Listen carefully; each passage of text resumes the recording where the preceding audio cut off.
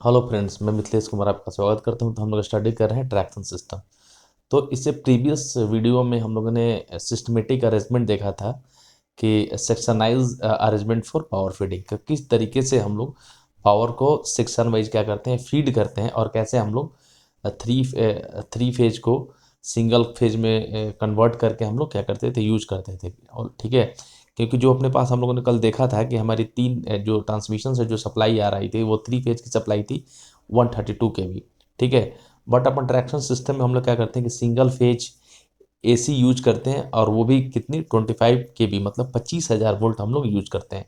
तो हम लोगों ने क्या किया था, वहाँ पर with the help of single phase transformer हम लोग उसको 132 kV को हम लोग क्या कर रहे थे, 25 kV में कन्वर्ट कर रहे थे, स्टेप डाउन कर रहे थे, और देन हम लोग आगे ट्रैक्शन सिस्टम में हम लोग यूज कर रहे थे। ठीक है, इसके बाद हम लोगों ने ये भी देखा था कि जो आपका तीन फेज था, ठीक है, आर वाई बी, तो उन उससे हर एक कुछ डिस्टेंस के बाद जो हम लोग सब स्टेशन लगा रहे थे तो सप्लाई कैसे ले रहे थे कि एक बार हम लोग आर फेज ले रहे थे, एक बार वाई फेज ले रहे थे, और एक बार पी फेज ले रहे थे, वाई। हम लोग ऐसा इसलिए कर रहे थे ताकि उनमें बैलेंस कंडीशन बना रहे। अगर हर एक सब स्टेशन पे अगर आर फेज या वाई फेज या बी फेज से सप्लाई लिया जाए, ठीक है, तो इससे क्या होगा कि बाकी फेज में जो आपका 120 डिग्री का जो फेज का डिफरेंस होता है वो क्या हो जाएगा, वो उन मिसमैच हो जाएगा। ठीक है, तो हमारा बैलेंस कंडीशन नहीं हो पाएगा। जब मेरा बैलेंस कंडीशन नहीं हो पाएगा तो जो अल्टरनेटर का रोटर है ना, ठीक है, वो क्या हो जाएगा, वो हीटेड हो जाएगा। ठीक है, और उसकी वजह से बहुत सारी प्रॉब्लम स्टार्ट हो जाएगी। तो इस तरीके से हम लोग ये करते हैं कि उसको मतलब कि अरेंज इस तरीके से करते हैं कि हर एक के कुछ डिस्टेंस के बाद जब 40 किलोमीटर, 50 किलोमीटर, 60 किलोमीटर जब भी हम लोग सब स्टेशन लगाते हैं, तो हमेशा ध्यान रखते हैं कि जब अपना सप्लाई लेंगे, एक बार आर, एक बार वाई, एक बार बी। ठीक है, फिर अगर हम लोग तीन के आगे फिर करते हैं तो फिर यही टर्म आपका रिपीट होगा, R phase, Y phase and B phase. मतलब कि तीनों को तीनों फेज पे जो लोड है वो इक्वल होना चाहिए। अगर इस तरीके से इक्वल नहीं होता है तो उसमें अनबैलेंस कंडीशन आ जाएगा। ठीक है, दूसरी चीज़ हम लोगों ने देखा था कि हर एक सब स्टेशन के बीच में हम लोग न्यूट्रल सेक्शन लेते थे। ठीक है, न्यूट्रल सेक्शन होता है। न्यूट्रल सेक्शन का मेन काम यही है कि दो फेज को आपस में आइसोलेट करना। ठीक है, कि जो पहला सब स्टेशन है उसमें हम लोग सप्लाई ले लिया आर से, जो दूसरा सब स्टेशन है उसमें ले लिया वाई से, और तीसरा ले लिया हम लोग बी से। तो इस तरीके से क्या होगा कि अगर हम लोग बीच में न्यूट्रल सेक्शन लगा के उसको आइसोलेट नहीं करेंगे तो आपस में क्या हो जाएगा, वो शॉर्ट सर्किटिंग हो जाएगा। ठीक है, तो इस तरीके से हम लोग न्यूट्रल सेक्शन के द्वारा हम लोग क्या करते हैं कि जो फेज होता है, ठीक है, उसको हम लोग क्या करते हैं कि एक दूसरे से आइसोलेट रखते हैं, अलग रखते हैं, और इस तरीके से शॉर्ट सर्किट से हम लोग क्या करते हैं, बचाते हैं। ठीक है, आगे हम लोगों ने देखा था कि किस तरीके से हमारा जो आपका जो लोकोमोटिव है वो मूव करता है। ठीक है, तो सबसे पहले हम लोग क्या करते हैं कि जो आपका लोकोमोटिव के ऊपर जो पेंटोग्राफ होता है उसके द्वारा हम लोग एक फेज लेते हैं। ठीक है, एक फेज लेते हैं, और वो सप्लाई अपनी आ जाती है लोकोमोटिव के अंदर। और लोकोमोटिव में क्या होता है, ट्रांसफार्मर लगा हुआ रहता है। ठीक है, तो ट्रांसफार्मर का एक जो पार्ट है, ठीक है, पॉजिटिव वाला पार्ट, और जो उसका नेगेटिव वाला जो पार्ट है, ठीक है, वो व्हील्स से कनेक्टेड होता है। ठीक है, और व्हील्स किस किस पे होता है, व्हील्स आपका ट्रैक पे होता है, और उस ट्रैक को हर एक कुछ डिस्टेंस के बाद हम लोग क्या करते हैं, अर्थ कर देते हैं। ठीक है, और अपने को वहीं से न्यूट्रल मिलता है। ठीक है, तो इस तरीके से अपना सर्किट कंप्लीट हो जाता है। ठीक है, और जो अपना लोकोमोटिव है वो अपना ट्रैक पे रन करने लगता है। ये था अपना सप्लाई सिस्टम। कि अगर कोई पूछे कि फेज तो ले लिया, ठीक है, अपने को न्यूट्रल कहाँ से मिलेगा, तो न्यूट्रल अपने को कहाँ से मिलेगा, इस ट्रैक से मिलेगा। ठीक है, क्योंकि जब तक अपने पास न्यूट्रल नहीं होगा तब तक अपना जो सर्किट है वो कंप्लीट नहीं होगा। जब अपना सर्किट कंप्लीट नहीं होगा तो करंट फ्लो नहीं होगा। जब करंट फ्लो नहीं होगा तो जो मोटर है वो मोटर रन नहीं करेगी। जब मोटर रन नहीं करेगी तो मेरा जो लोकोमोटिव है वो भी रन नहीं करेगा। ठीक है, तो इसमें हम लोग क्या करते हैं कि अलग अलग सेक्शन बना के हम लोग पावर को क्या करते हैं, सब स्टेशन में फीड करते हैं, और उसके द्वारा हम लोग क्या करते हैं, सप्लाई लेते हैं।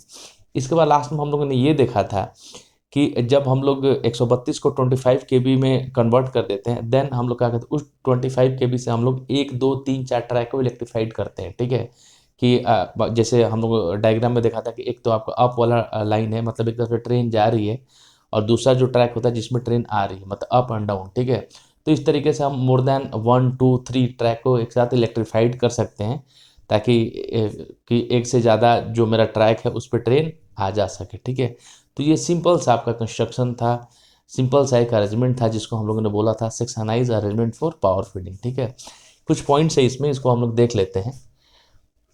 देखिए इसी तरीके से एग्जाम्स में आता है, तो आपने समझ ही लिया, इसको इसी तरीके से क्या करना है, एग्जाम्स में आपको लिखना है। क्लियर। देखिए power is generated and transmitted, सबसे पहले जो पावर होता है वो जनरेट किया जाता है, ठीक है, और जनरेशन होता है 11 के बी पे, और फ्रीक्वेंसी कितनी है, 50 हर्ट्स होती है, ठीक है। कि सबसे पहले पावर को जनरेट किया जाता है, उसके बाद उसको ट्रांसमिट कर दिया जाता है बाई सप्लाई अथॉरिटीज़, ठीक है, सप्लाई अथॉरिटी के द्वारा, बाई थ्री फेज सिस्टम। तो हमेशा जो पावर जो जनरेट किया जाता है और ट्रांसमिट किया जाता है वो कौन सा फेज, ठीक है, वो हमेशा थ्री फेज सिस्टम होता है, नॉट की नहीं कि सिंगल फेज। क्लियर। इसके आगे जिस तरह के अपने को रिक्वायरमेंट है तो वैसा हम लोग यूज करते हैं। थ्री फेज सप्लाई चाहिए तो थ्री फेज सप्लाई यूज करते हैं, अगर सिंगल फेज सप्लाई चाहिए तो सिंगल फेज सप्लाई यूज करते हैं। Clear. And it is distributed in such a way that the loading of all three phases remain almost same, ठीक है। तो मतलब कि सबसे पहले पावर को जनरेट किया जाता है, उसके बाद ट्रांसमिट किया जाता है, और उसको इस तरीके से डिस्ट्रीब्यूट किया जाता है, इस तरीके से इसको डिस्ट्रीब्यूट किया जाता है कि ये आपका तीनों फेज है आर वाई एंड बी, मतलब तीनों पे इक्वल लोड रहे, ठीक है। जब तीनों पे इक्वल लोड नहीं रहेगा तो क्या होगा कि अब एक लोड, एक जो फेज है उस पर ज़्यादा लोड हो गया, दूसरे पर नहीं होता, उनमें आपस में क्या होगा, अनबैलेंस कंडीशन क्रिएट हो जाएगा। जब अनबैलेंस कंडीशन क्रिएट हो जाएगा, ठीक है, तो इसकी वजह से मेरा सिस्टम में क्या हो जाएगा, बहुत तरीके का फॉल्ट आना चालू हो जाएगा। क्लियर। आगे देखिए, unbalance loading of the three phase system, अगर मान लो कि अगर हम लोग सारा सप्लाई आर से ही ले रहे हैं, वाई से भी ले रहे हैं, या बी से ले रहे हैं, ठीक है, तो इस तरीके से हमारा क्या होगा कि सिस्टम अनबैलेंस हो जाए। आज जब मेरा सिस्टम अनबैलेंस हो जाएगा तो उसका रिजल्ट क्या होगा, देखिए रिजल्ट क्या होगा, result in phase shift and also cause rotor heating of alternator. अगर जो मेरा जो अपना अनबैलेंस कंडीशन आ जाता है तो उसी वजह से क्या होगा कि फेज शिफ्ट, ठीक है, फेज शिफ्ट हो जाएगा। उसके बाद क्या होगा कि जो मेरा अल्टरनेटर है ना, उसका रोटर क्या हो जाएगा, ठीक है, वो रोटर में हीटिंग इफेक्ट आ जाएगा, हीटिंग प्रॉब्लम क्रिएट हो जाएगा, ठीक है।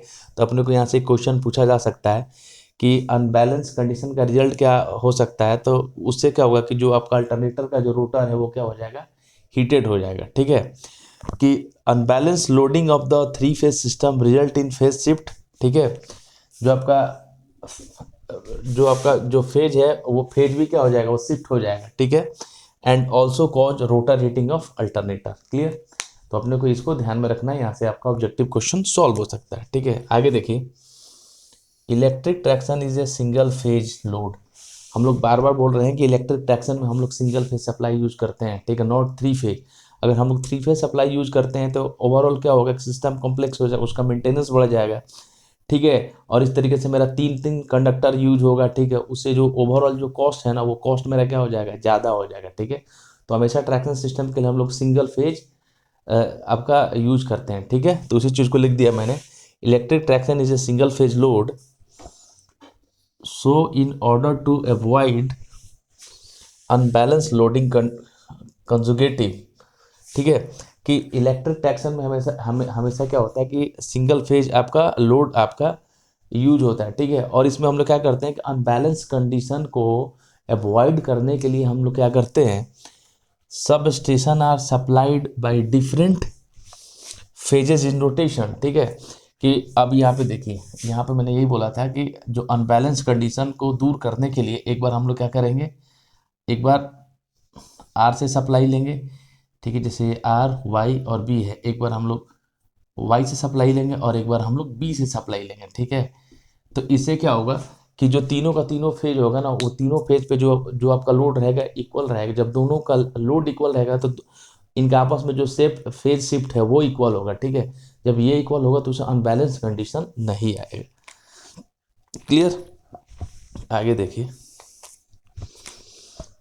इन डीसी ट्रैक इलेक्ट्रिफिकेशन, ठीक है, अगर मान लो कि कोई डीसी ट्रैक है, ठीक है, मतलब कोई ट्रैक के ऊपर जो डीसी सप्लाई किया हुआ है, तो उस केस में क्या होता है, all the sub station feed OHE का मतलब होता है ओवरहेड इक्विपमेंट, ओवरहेड इक्विपमेंट, ठीक है।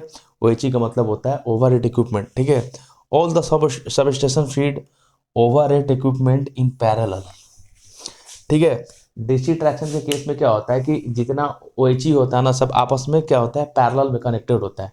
But in case of AC, ठीक है, इन केस ऑफ एसी आपस में पैरेलल में कनेक्टेड नहीं होता है, इंडिपेंडेंट, ये सेक्शन वाइज क्या होते हैं, अरेंज होते हैं। ठीक है भाई, इसलिए अरेंज होते हैं कि एक बार हम लोगों ने एक जो सब स्टेशन उसको सप्लाई दिया आर फेज से, दूसरा जो सब स्टेशन है उसको सप्लाई दिया वाई फेज से, और तीसरा जो सब स्टेशन को सप्लाई दिया भी, मतलब ये इंडिपेंडेंट अलग अलग अपना वर्क करता है। Clear. But in AC track electrification, बस in in case of AC electrification, electrification का मतलब क्या होता है कि ट्रैक इलेक्ट्रिफिकेशन, मतलब ट्रैक के ऊपर हम लोग ओवर हेड द्वारा सप्लाई देते हैं, वो आपका एसी भी हो सकता है, डीसी भी हो सकता है। Clear. Section, but in AC track electrification, section supplied by one work as an independent unit and never work in parallel। ठीक है, एसी इलेक्ट्रिफिकेशन के केस में क्या होता है कि अलग अलग जो सेक्शन इंडिपेंडेंट तरीके से वर्क करता है और एक दूसरे के पैरेलल में ऑपरेट नहीं होता है। But in case of DC ये क्या होता है कि पैरेलल में ऑपरेट होता है। ठीक है, देखिए आगे कुछ पॉइंट्स उसको और डिस्कस करते हैं। आगे देखिए, आगे का जो पॉइंट है उसके बारे में हम लोग देख लेते हैं। ठीक है, इसके बाद ये टॉपिक जो है आपका वो कंप्लीट हो जाएगा। क्लियर। देखिए यहाँ पे आगे क्या बोलता है, as different section feed by different substation work on different phases. ठीक है, a neutral is provided approximately in the middle of the two feeding post। Clear. हम लोग ने देखा था, देखें यहाँ पे इस तरीके से हमारा अरेंजमेंट था। ठीक है, आर वाई एंड बी,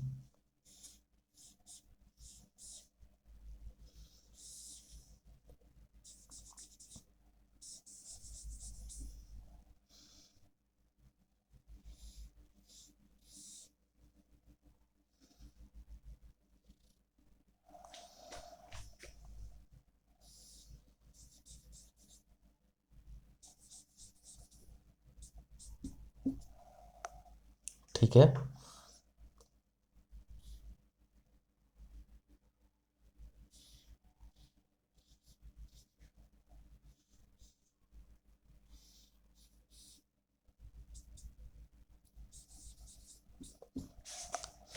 तो इस तरीके से हम लोग क्या कर रहे थे कि आर वाई बी, तो हर एक सब स्टेशन को अलग अलग फेज से हम लोग क्या कर रहे थे, सप्लाई दे रहे थे। ठीक है, और हम लोगों ने ये भी देखा था कि जस्ट लाइक यहाँ पे अपने को आउटपुट क्या मिल रहा है, 132 kV।